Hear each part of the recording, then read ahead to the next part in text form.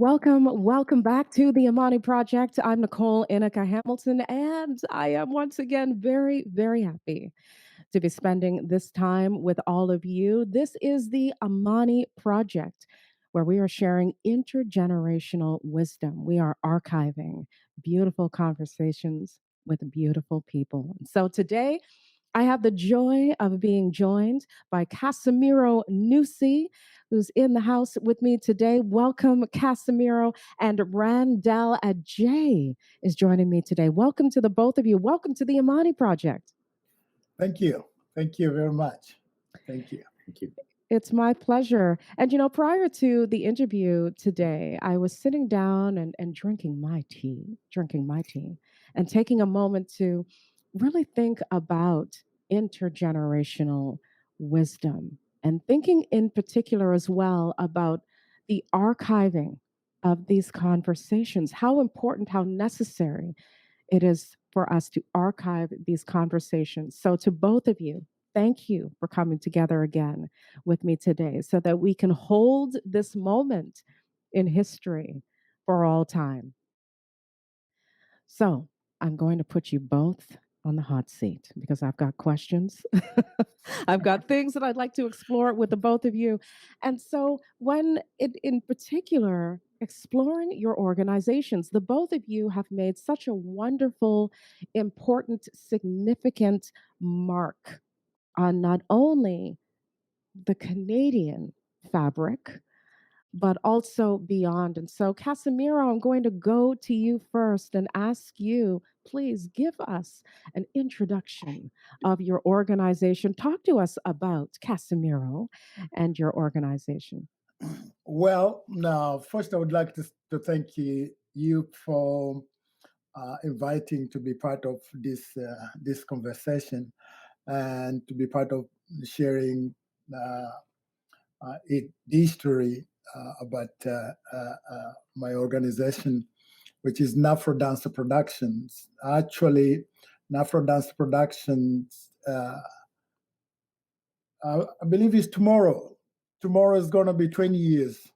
I started NAFRO Dance Production in 2012, and that was, no, 2002. That was on February 18th. So NAFRO Dance Production, how I started, when I came to Winnipeg, I felt emptiness of a professional dance company of African diaspora and of Black people as a professional dancer. Myself to come from Mozambique National Dance Company. I was artistic director of Mozambique National Dance Company. I felt that emptiness. I was taking class with Winnipeg Contemporary Dancers and the School of Winnipeg Contemporary Dancers, and then I was searching around to find parts to see if I can keep it dancing and keeping part of the Black community. I didn't find any professional. Then I said, no, I can't let my love life go because my love life is a dance. So I can't let that go. I gotta start with something. That's how I start NAFRO Dance Productions to create and present dance of African diasporas. So Black people, that is NAFRO Dance Production. But the company has grown until now. Now we present dancers, dance makers of dance of all kind of dance. Could be East Indian or Asia, but we're looking most of the work that we're presenting from Black people. Through this time, we had presented even work of Vivine. We presented work of Patrick Passan. We have presented Bakari, Zabu Mabungo. we have Michelle Morris. We have presented Roger Sina. We have presented so many work of most of Black artists that they are in Canada. Those ones that we know, those ones that do work. If there's someone out there I forgot, please give me a call tomorrow. Well, you've mentioned some brilliant names. I'm going to add for those who are spending time with us today and watching and listening to this conversation, those names that you just shared. You mentioned Vivian. I'm going to add Vivian's last name, Scarlett, for those of you who are Yes, looking to, to research and look up these brilliant names that have contributed to the art form and beyond. You mentioned Bakari as well. I'll add Bakari's last name, Bakari Lindsay. Please do your homework. I invite you, community, to go get out and take a look and listen to the names that Casimiro has shared so wonderfully today. And congratulations! Happy anniversary! oh, thank you very much. Thank you. Yes. Thank you. Thank you. Happy anniversary, and thank you for sharing.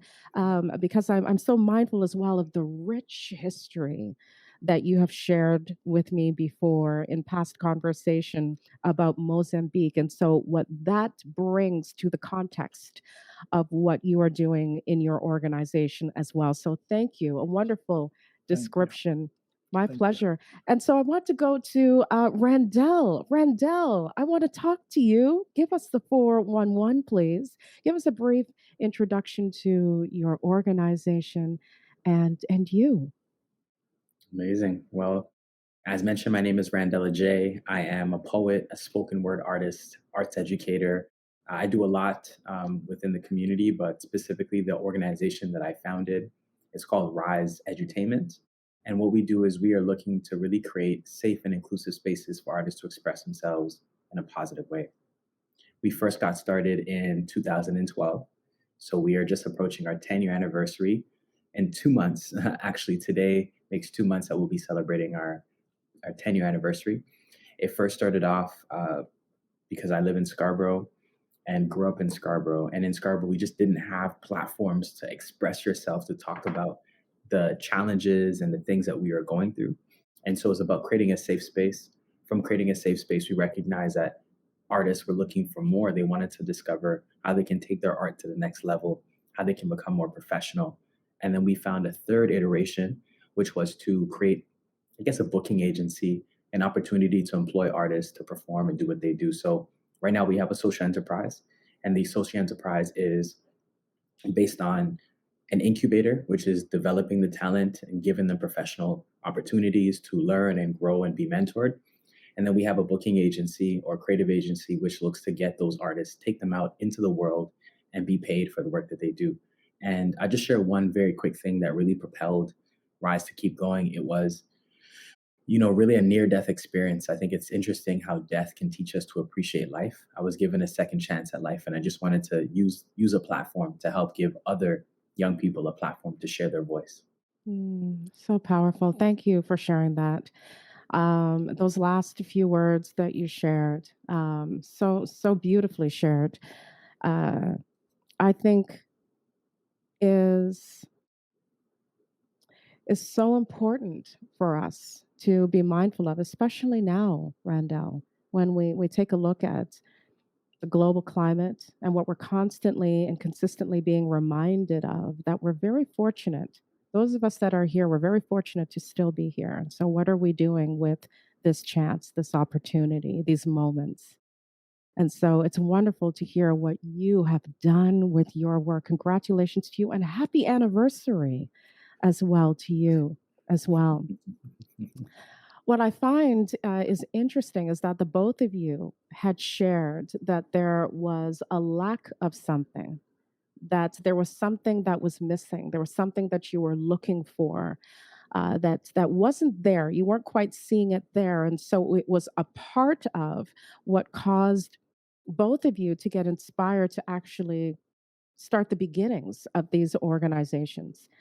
And I was starting to think about something. Casimiro, you mentioned Vivian Scarlett earlier. Vivian Scarlett, the founder of Dance Immersion.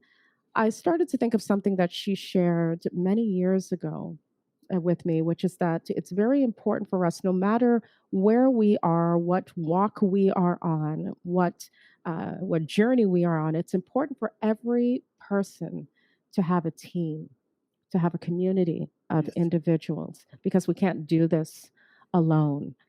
And so, with that said, I'm curious to know, what is the support? What is the team that the both of you had? What support did you need in order to do this work? Because beginning an organization, and one in which you are serving people, supporting individuals, lifting up other lives, is not an easy task. Yes.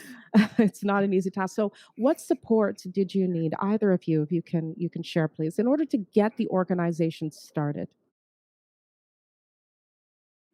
Well, for me, being in Winnipeg, Manitoba, we have, as I said, we have a Black community, but my first out, after I start.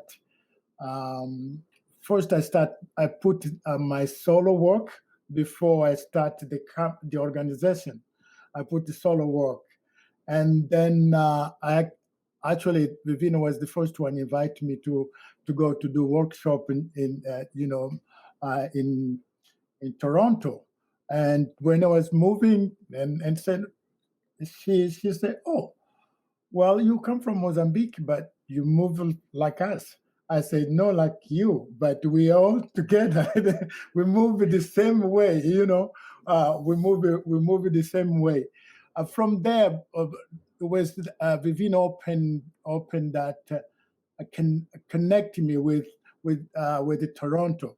It's there the first time when I met Patrick Passan, and then the group start getting bigger. On my side, what I did is that, okay, most of my dances or dancers from organization or the company, dance company, they were most come from the School of Contemporary Dances, and most are white. But I'm not looking for a black and white, but I'm looking for dancer that who can dance my language, that my artistic language. But within that, um, when I did the piece that a dancer work that is suitable to wide open the concept, then those dancers, they could interpret a little bit comfortably. But when I go to those language that really has to do with Black people, those language that has to do with the traditions, where there's the tradition elements come to play a big role, I could not find it, so I have to look outside Uh, of Winnipeg. So there also Vivina played big role. Say, well, you got this dance idea, you got that dance, so that choreograph there, and so on, and and for me that was very important to find. I call my sister Vivian. Vivian Scarlett. Yes. Wow. Well, it seems like she's had an impact on quite a few people in this circle. Yes. It resonates with me, Casimiro. It does, because those words of ensuring that it's the importance of having a team, the power of that. And I think about, years ago when I started doing certain projects, and really just there was this desire to just do everything, when you want to put your hands in everything, and then after a while, what can potentially happen is burnout. And so having that team and individuals around us that can support us in that work, I think, is so it's dire. It's dire. What are your thoughts, Randell? Is there anyone in particular that you can share that supported you in getting started, and including in later building the organization as well, your organization? There's so many people, just thinking, just thinking about what was shared before. It takes a community, right? It takes a Mm. communal effort. I think about one of my mentors, Dwayne Morgan, who encouraged me, just seeing what he was doing, just creating this space gave me an opportunity to recognize it was possible, that you could actually do something like that. Then another mentor would be Mark Stoddard. Mark Stoddard was someone else who really gave me mentorship at a time to understand what community organizing, what community building could look like, and branding, and using my branding. And I mean, there's a number of different leaders and mentors that really did support me. But I think when it comes to building a team, one thing I did early on is I did everything. I did the marketing, I did the planning, the event organizing, I did everything. And like you said, I burned out. And it wasn't until I did my very first major event, I burned out, I was tired. I spoke to a friend and she said, I want you to write down all the things you did for the event. And now take a moment to think of, what do you want to do? What do you want to focus on? And I realized I just want to focus on putting on events and managing events. And so what I was able to do was get someone who could handle social media, someone who could handle the marketing, someone who could handle the flyers. And I built my team based off of necessity. Although I could do everything, what I did was not as great as building a team. And so just finding out what I wanted to do and then the holes in my weaknesses, like based on the weaknesses I had, I was able to find the strengths in other people. But I think when it comes to building a team, the most important thing that I learned, and I never forget this, is to explain your expectations. Ah, When you are yes. bringing people on, you have to tell people what you're expecting from them. And Yes. honestly, I have to tell you, it literally changed the way I partner, the way I work with my team, because I'm very open, and then they tell me what they expect of me as well. And so it allows us to move in a more harmonious space. Sometimes when you expect something of someone and they don't know you're expecting that and they don't do it, you get mad at them for not telling them. But we have to recognize, put the mirror to you and recognize you could have done something to make that conversation a little bit more smoother. So great learning lesson, had a lot of challenges. This is my third team that I'm now working with. Um, you've probably heard this before. As much as I love working with my friends, I think working with other individuals who aren't as close to me was better, because my friends, we had the friendship, so Randall won't care. But nah, it's not about me. It's about what we're able to do and serve. So, building my team, that's some of the things that I've been through and challenges I've learned. Yes, and building that team or that support that we need. It's interesting that you say that, Randall, because what I find is that when we're building the support network, it often will go through many different iterations because you can build a team. You think I've got the right person for social media, the right person for marketing, the right person for accounting, the right person to be my artistic assistant, etc. But what can happen is that when we've decided, okay, this is the vision, and we've shared it with everyone so brilliantly, sometimes it goes through these iterations because each of those individuals also have their own journey to Right. follow, right? And so this might not be the time for them to be a part of that supportive network. So I think that's really an important piece there. The fact that when we're looking at organizations, and organizations in particular, in looking at the both of yours, how you beautifully built them, I'm sure it's gone through, and yours as well, Casimiro. I'm sure different iterations, different individuals come in, and then all of a sudden, like a beautiful flower, the right people come into the team Well, and add to the power of that team. Please share, Casimiro. yes. For me, since I came home, when I started, I have already experience of the artistic director of Mozambique National Dance Company. So, and be working with Mozambique National Dance Company as a dancer and then become artistic director gave me a little bit more that push to know the Mozambique National Dance Company with all the programs and so on. So when I thought of starting something, I had already in my mind that this is not going to be easy. First is a place, new place, and second, people they don't know me, and the third is just that the challenge of this work that we choose to be, the work that we love. There's a challenge. So but there's a beauty. There's that what makes us to love it. There's that beauty. There's that, uh, it's just like this woman that you love. And some days wake up, there's no makeup, and then you go, oh, okay, but I still love you. That kind of thing. But anyways, for me, when with everything, since I had to build from scratch, and knowing that I will have, my strategy was to train people. So to train, as I was training, I'm finding who is really, really committed with my vision.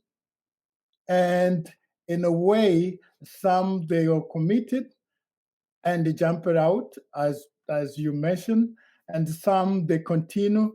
And but the thing is that keeping uh, coaching, keeping trainings for the young one to take care of.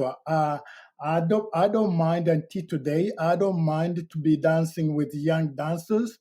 I don't mind to be taking class with young students. I don't mind to go, to have some vodka with the student. Is it just knowing that, okay, I will need these people tomorrow, but I have to coach in a way that they understand my vision and of my path and my where I'm going to.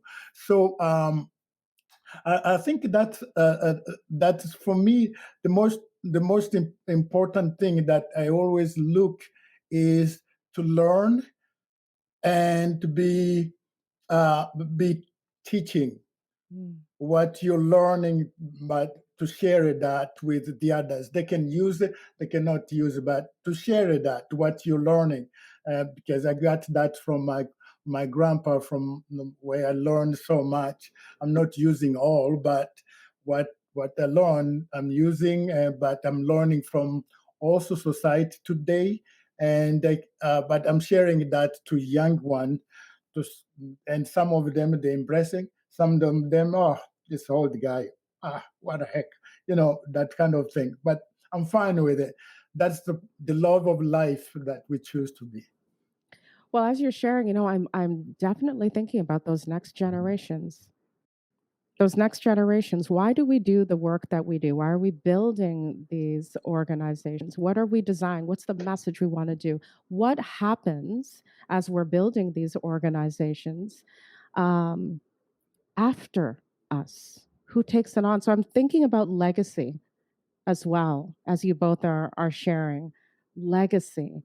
And in that legacy, and as you both are exploring your organizations with me today, you both have shared some roadblocks that can potentially happen. We spoke about the burnout, Randall. We spoke about the burnout.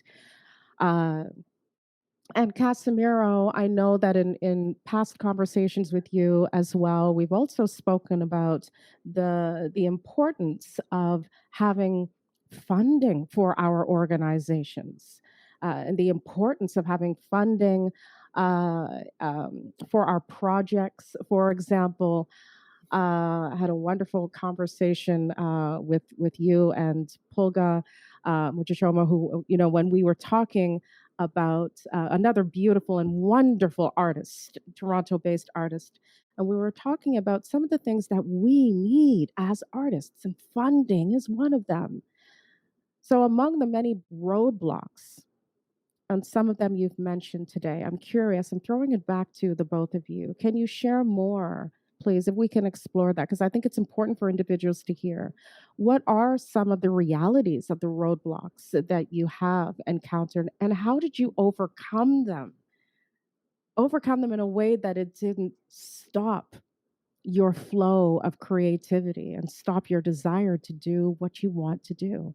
So, if you can share perhaps some of those roadblocks with us, please, that you may have faced.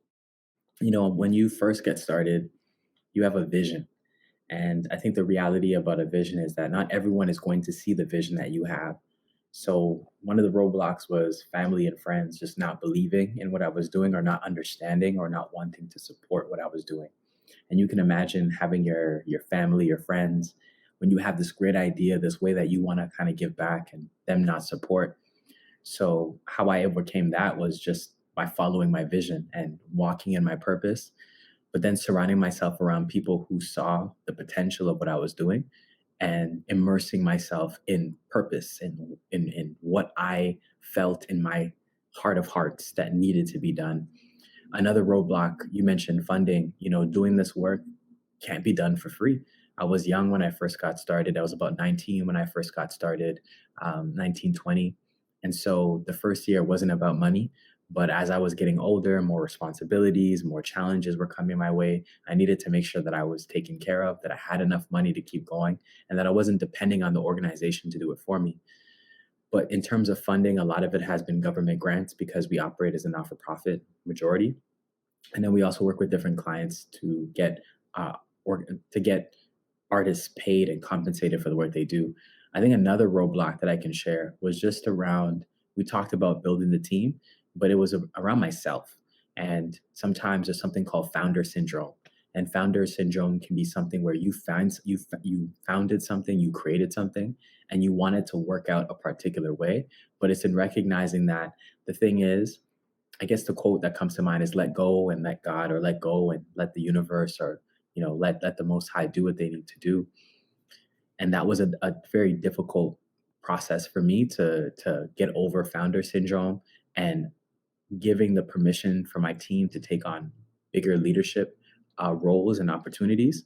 I'd say another difficulty, another challenge was continuing on. We were doing something every single week, and my own artistic practice suffered because I felt like, because it was weekly, I had to show up and have a new piece, a new poem, a new performance every week. I was also hosting, I was organizing.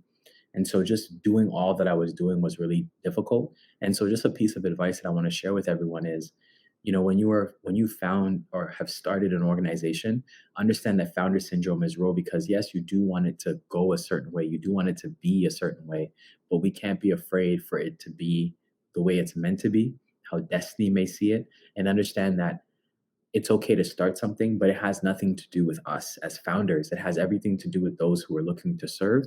And I had to get over my own ego. I had to get over myself and who I thought I had to be.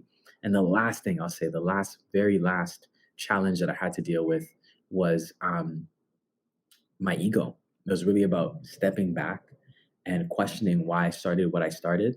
And when the pandemic came, I realized that in the community, I had a certain leadership in the community, or I was showing up every week and doing something that people were coming to and gathering. When the pandemic hit, I realized what I was doing was so connected to my identity that I had to, like, literally rediscover who I was as a person and as a founder of an organization. But those are just some of the challenges I can speak to today. Ooh, the founder syndrome. That's deep. Interesting. That's deep. I thank you. That's interesting. I'm exploring that right now. The founder's syndrome. What I really appreciate about what you shared is the fact that sometimes when we do have this vision, that's the letting go part Mhm. of what we think it's actually going to look like, and its completion might be the total opposite of what ends up happening, and that can be successful too. So it's letting go and letting what's supposed to happen, Happen. letting Absolutely. destiny take place. I'm going to be thinking about that founder's syndrome thing for Can a I add something? while. Please Can I do. add something really quickly? So Please you do. kind of reminded me based on what you were saying, because the letting go, I'm not a father, but I'm a godfather to a lot of children. So being a parent is like, you can birth something, you can bring something into reality, but you can't control how and who those people become. Mm. So just like you're giving birth to an idea, giving birth to an organization, you create the platform for it to grow, the foundation for it to grow, but you can't control how it grows. You can't control where it goes. You can't control who interacts and who engages with it. You just have to be responsible for the foundation. I need to get a pen and write this down because the soil that you're talking about, this is good. This is really good. The soil that you're talking about, in placing that soil there and putting the bud inside of it and letting that flower bloom, you're so right. We really don't have control over where it ends up growing and moving to the branches and the leaves. And I'm using those words because I'm thinking about a plant as well. So that's powerful. Founders syndrome. I'm going to be thinking about that. Thank you for that share. Um, yes, yeah, founder syndrome. I've never heard those two words together. So you've got me thinking. Any thoughts on that, Casimiro? I'm curious. I will go back to this um, funding. I mean, getting starting on something and then hold on something because you, as Randell said, you mother or father of that son to let it go. For me, I had a really tough time. I will give that an example as moving from Mozambique to here in Winnipeg. That also is just letting go because in Mozambique National Dance Company, I was principal dancer and then artistic director. Entire country like know me, and I will make phone call and to get what I need, and that I was touring and across the oceans in the world with Mozambique National Dance Company. But it was this thing that I had to move on. It was this thing that I could not find it in Mozambique. Is just to be me. That part to be me as an artist, as individual, with my dreams, with my vision. Because Mozambique National Dance Company has structure, is a government thing. It's like national ballet. So there's a rules and so on. But those rules, they don't accommodate my desire. They don't accommodate me as an artist, as a creator, as individual. So there was a conflict there between where the place of my booth as an artist, where a lot of people know me, and leaving that place because I need to get going as a son. I need to get going. And then there's this fear of where I'm going, actually, what I'm going to do, where I'm going. So there was all this thing. But again, we get to this point is that, okay, that let it go. We had a time of a conflict with the Mozambique National Dance Company because they don't want to let me go, but I want to go. Also, I don't want them to change it. Like your parents' house, when you're out and then they change your room, they make it, I don't know, whatever room they make. And then when you visit them, you find your room is changed. You don't want it. You don't, that kind of thing, that let it go. But I mean, for me, it's there where I find it very, very difficult time when I move here, that transition there. But and then I thought, okay, I'm not there. I'm not here. Where am I? So I got to choose a place to be. And that place, I have to invest all my energy that place. So I had to invest all my energy. That place of where I am is looking, if you allow me to go back, is looking who can support me and to look in my community and to look who can who can I call if I'm sick. I'm talking about in terms of as a dancer and so on. So is there where I can give you an example? Is that one day I was driving in Vancouver and then Vivian called me and say, oh, well, can you get here to lead the workshop. I was planning this one and this one, but it didn't go right because we didn't get this, we didn't get, but I would like you to be here. I said, well, I'm on my vacation, but I'm coming. So I was investing on that relationship with Vivian Scarlett. It's the same thing that when I organized big event here, I didn't have enough budget to pay everybody, but I want that event to go on and to keep it happen. I had to call. Zab Magbungo, say, I don't have enough money to pay you, but I just want your presence here. And them packing the bag and coming in and to participate on that event, helping me to keep it growing, helping me to keep it dreaming. It's the same thing for me, going to them when they call. Until today, when they call, I pack the bag. I go. Because I build here my new home. Now I go to Mozambique. It's not that I don't care about Mozambique National Dance Company. No, I got my own gig here. Yeah, I know I get a call from them. If you were you, what would you do? Because you used to do this. They say, hey guys, I'm sorry. I love you guys, but I got to keep going with my love here. Wow. Casimiro, I'm so glad. I want to come back to this. I'm so glad that you said the word fear. Because the reality is that it happens for so many of us. This trip, this road, this journey can often look very beautiful when we are producing and creating these wonderful organizations, but fear at times can happen. And so, what do we do? I also really appreciated the fact that, and you said this earlier as well, Casimiro. You said that that the concern about people not knowing who you are, not knowing who you are, and what you can bring. Coming from Mozambique, who is this new individual? Who is this individual? I really appreciate that because I think back to the beginnings of my career, being or feeling very unknown and wondering, when does that shift?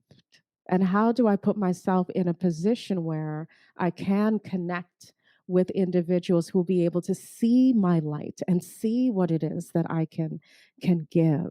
So I really appreciate that. I appreciate that, especially the fear part. So then what does overcoming look like? Because I'm curious as I'm watching the both of you, and again, thinking just the amount of wonderful work that you've done, what does overcoming look like? What is it? Is it rest? Is it spending time with family? Is overcoming taking time to sit back? And I heard you mention the letting go of ego. Whew, Randell, I hear that. Yes, the letting go of ego, which I think many of us can relate to when we think about the letting go. Letting go.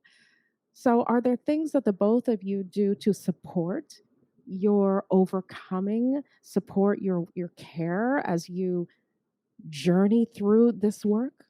I'm so curious to know. What are some of the things that you do for your own care? I did. I did mention a little earlier about mentorship, and when it comes to mentorship, I want to just share that I have a mentor named Debbie Young, and Debbie, I had the opportunity to go to Hawaii with her back in 2014, almost 8 years ago, and it was probably the most transformative trip I've ever been on.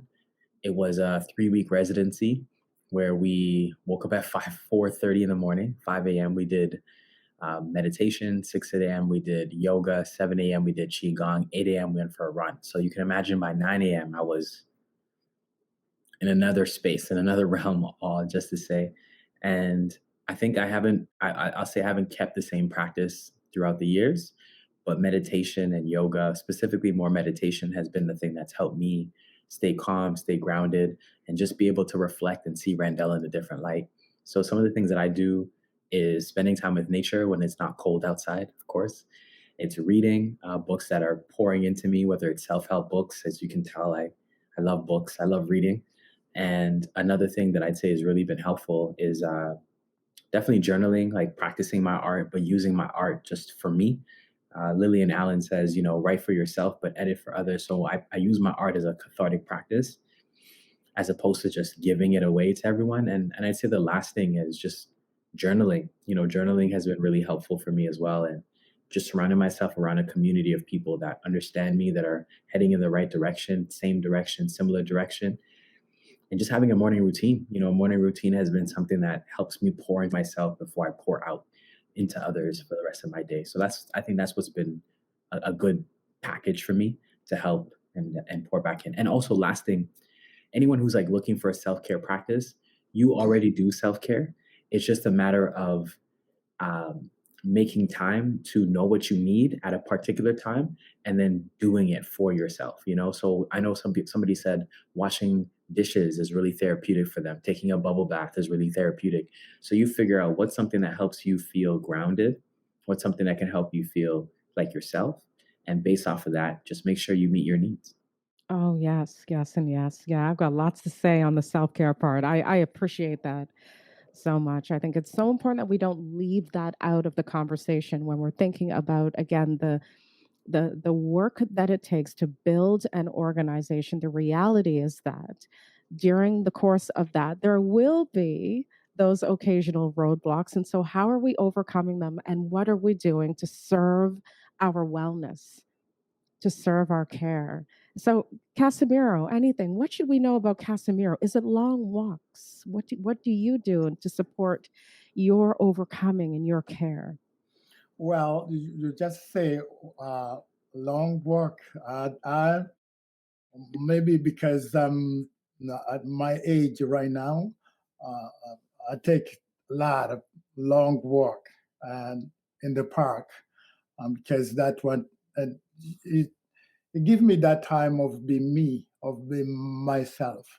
The other thing that I've been doing lately, I guess that is, oh, they say that is the thing that you have to do in my age, old people. Uh, uh, I play golf. I learned golf to play golf. I was so awful in the beginning, but anyways, I keep it going. Now I feel a little bit more comfortable. So in the summer, I play a lot of golf. I love to be out there, outside, and away from drums that I play or music, away from studio, away from the office. It's just to be out there and fighting how to improve in my score with that little thing, the little ball, how far I can go, that kind of things. It really golf has been something that helped me to to be myself. And also, as Randell was saying, I love reading. I love reading. Today, I've been talking about this love. Actually, when I was driving, coming back from the studio, I was listening CBC, and this anthropologist was talking about love. She wrote a book about love, so different kind of love and loving yourself. Uh, and I was so inspired, and then it just I came home just to search that book and just to read a little bit. It was so that one. It took me out from that the stress that I had from the studio, and it's just yeah, reading has been my companion since I read in Portuguese and I read in English. So I go back and forth between these two languages, and they give me perspective, different, sometimes different perspective in the way Portuguese is written, in the way English is written, books. They give different perspective. Those things they give me that moment of being me. The other thing that I love are my children. Mm. My children, uh, really they give me that time to say, well, I need attention, so I give them attention, and that make me to be grounded, to say, okay, it's not just on working. There's this family, this face that is here in this world. I need to give attention. So those are things that also they give. I look forward always to spend the time with my children. That's beautiful. Oh, the children. I think it's so important to note that yes, overcoming means to also consider what are we doing to serve our wellness? Because how do we overcome without taking care of the wellness part? So knowing that your children are a part of your care practice, I think is so beautiful. And you're a golf man. Yes, yes. Yeah. Well, all the people like me, they play golf, isn't it? I've never well, there are people all of all ages that play. I've never played. I think I tried mini putt, but we'll talk about that another time. I think many years ago, I think I tried mini putt.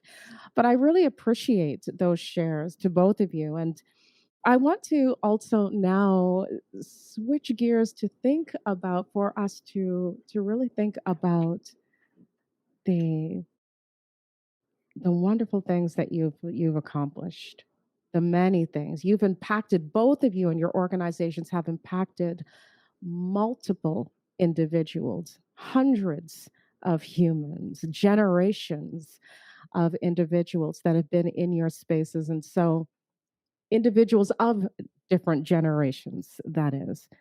And so I'm curious to know, what are you most proud of when you reflect on your organizations, the success? What are you most proud of? What stands out for both of you? If either of you can share. Sure. I think what's really makes me really proud at this point, I would say, is the friendships that people have been able to create. There's friendships that were started 10 years ago that still exist today. There are children that have been born because an idea that I had came into fruition. There's people who found their purpose. There's people who started businesses. Mm. There's so many things. I think I'm just really proud of the fact that I started. Getting started is the hardest thing. And Casimiro, explained in the very beginning how difficult it can be when you're transitioning and giving, again, I'm not a parent, I'm not a mother, but giving birth to something can be painful. It has its challenges. It's like a beautiful pain that you have to experience. So I think I'm just really proud of getting started and all the different ripple effects it's had on so many people. Ah, yes, the getting started. Thank you, Randall. And your thoughts, Casimiro? Well, for me, I look in terms of organization. If I can point to a few things that I'm proud of it, is connecting Winnipeg to the world, specifically Winnipeg to Canada dance community and Black community, the African diaspora community. That part, when I look and say, well, it's the yeah. When I started, I want to for Winnipeg dance community or Winnipeg artistic part of it, to know that there's a lot of African or Black dancer creators in this Canada, because by then they didn't have that many dance company coming here and do presenting work. Their work, our work can maybe look similar, but has a specific touch on it. So by then I wanted that to bring it to Winnipeg, and also to the NAFRO dance to be known across Canada. So that one I'm feeling good about it. It's not full, but I'm feeling good about it. And the other thing I'm feeling good about it. We start 2012. We start Moving Inspiration Dance Festival to bring. This is international dance festival of We start up for a Black community again. We brought dance company from uh, the U.S. and Africa, across Canada, and that one it really is one of the things that I feel good about it, because it's a big party, and this year's the one is coming, the biggest for celebration of the 20th anniversary in November. So we're bringing down the house. We're like bringing down the house. There's no other way. Like that is, I feel good about it. And as we were talking about, Randell was saying to let it go and move on. After this 20 years, I've been preparing. Okay, 20 years is coming, so I'm gonna dance before I'm gone. That kind of thing. I'm gonna dance before I'm gone. So I'm gonna dance on this year to bring a lot of artists. And if you're interested out there, please send me email and let's bring down the house in November, the first week of November. After that, then I'm gonna now spend more time playing golf than the studio. Thank you, Casimiro. Thank you. I think it's such a wonderful thing when we can reflect on our success and we can reflect on the things that we are so proud of, because sometimes that opportunity is taken away from us. That's the reality. Sometimes we're not given the platforms, the stages, or even the opportunity to really just say, you know what, I'm proud of the work that I have done. And so, to the both of you, thank you. Thank you, because I'm proud. There's more that we could add to each of your lists that the both of you have accomplished, your organizations have accomplished. But to hear you say it in your own words, I do appreciate that. Thank you. But as we talk about bringing the house down, before we do that, Casimiro, today, what I would love if both of you could share before you leave this space today is if you can talk about any words of wisdom for those individuals that are seeking to create organizations, who have artistic ideas, educational ventures, individuals who are seeking to build, um, who really want to be able to start a seed and place it in that soil and cause it to grow and flourish. What are some words of wisdom that you would leave with them today, for either of you? The analogy that you shared about the seed, I think I'm going to build on that analogy just a little bit. So, a seed has a potential to turn into so many different things. It could be a flower, it could be a bush, it could be a tree, it could be anything, right? But in order to get the potential out of the seed, it has to be buried into the darkness of soil. And so when we bury it into the darkness of soil, only in that darkness can it find its light. And for many of us, we have to go through darkness sometimes to find light. We have to experience darkness to know light and appreciate the light. And so on that note, I think something I want to share with you all is look at the problems that are happening in your community. Look at the issues, look at the challenges. And if you're going through a problem, chances are someone else is experiencing the very same problem as well.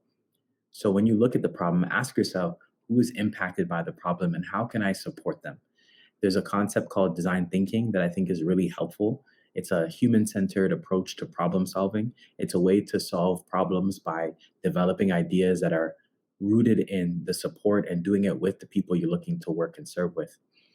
And when I talk about serve, I say this quote a lot, but my favorite quote says, the best way to find yourself is to lose yourself in the service of others. So when you are looking to start something, remember it's not about you. You may be the face, you may be the organizer, but understand that if you're looking to serve, like focus on serving, because everything else will fall into place. You will find opportunities to make money. You will build community, like focus on serving. And I can guarantee you that if you focus on serving, the universe will bend over backwards to ensure that you get what you need to do what you need to do. But you have to focus on serving and focus on a problem that you can use to help serve others. Yes, yes, and yes. Yes, yes, and yes. Oh, that I'm full from that. I am. I'm full from this conversation with the both of you. the fullness of serving. Yes, and seeking to look outside of ourselves and what community needs. Randell, thank you for that share. Oh, that's good. That's good. Casimiro, any words of wisdom? I don't know if I will say a word of wisdom, but what I think, the first thing I would say that not to have a fear of anything, really. Uh, I will say, I always say that this is mess it up and then clean it.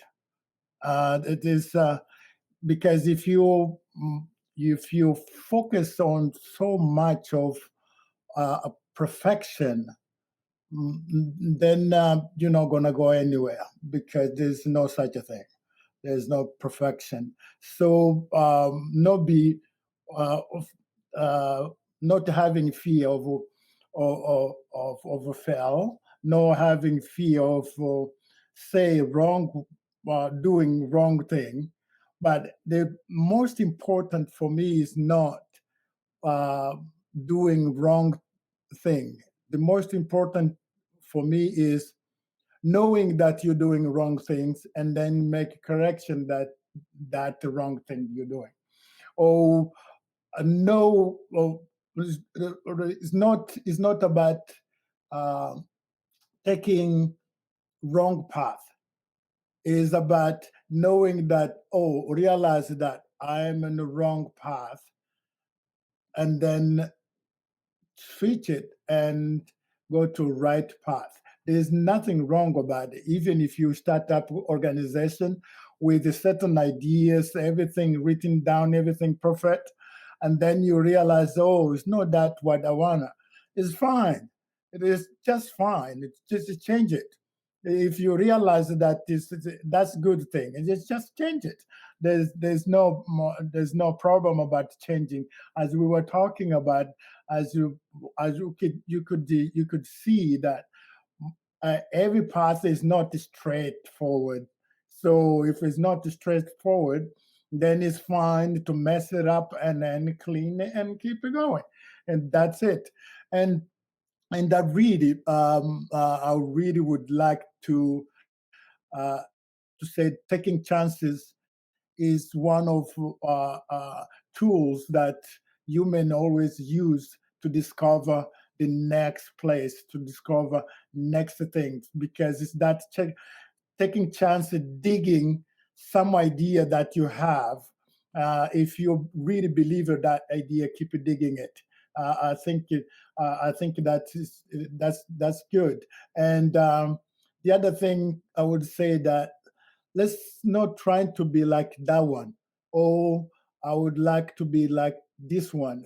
No, learn from it, but be yourself to so that you can become you. Because otherwise, you're gonna be that one. And then why we needed two or three, four of the same. We need the different. So, but learning from it and then be you, nothing wrong. This is the way I think. There's nothing wrong about it. So I will say, oh, I mean, you can't get wet if you're not getting in the water. So get in it. Ooh, you can't get wet if you're not getting in the water. That's good, Casimiro. I mean, Thank you. it makes sense, right? You literally can't get wet if you don't get in the water. And so those shares on taking chances, which I think will often or for some of us, I know it's happened for me before, where there have sometimes been the limitation or the fear of taking a chance because I don't know what's on the other side.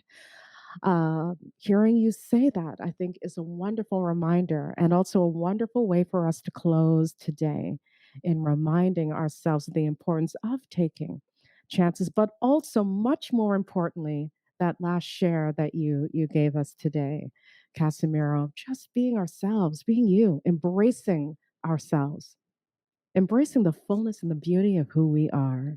Yes. Well, I want to thank you. I want to thank you both for not only sharing as much as you have about your organizations, but giving of yourself today. Thank you for bringing this conversation to the table and for allowing this talk to be archived so that generations and generations will be able to hear us as we came together today in community to talk and to share. To both of you, I'm grateful. I thank you. I honor you. Thank you for all that you do in Thank you. community. It's such a pleasure to sit down with you both today. Thank you. Thank you very much. Thank you. And thank you to all of you for joining us. Wow, another wonderful conversation on the Amani Project. Let me leave you with this. The best way from today's talk, I love this. The best way to find yourself is to lose yourself in service to others. And another wonderful reminder as well, there's nothing wrong with changing the path, right? Nothing wrong with changing the path and taking chances, not fearing failure. And as we close today, that reminder of embracing who we are. Whew, wonderful share today from both Casimiro and Randell. And I thank you for joining me today on the Amani Project for today's conversation. Be sure to stay with us. We've got much more coming up. Thank you again. I'm Nicole Inica Hamilton. I'm looking so forward to sitting down with you very soon. Bye for now.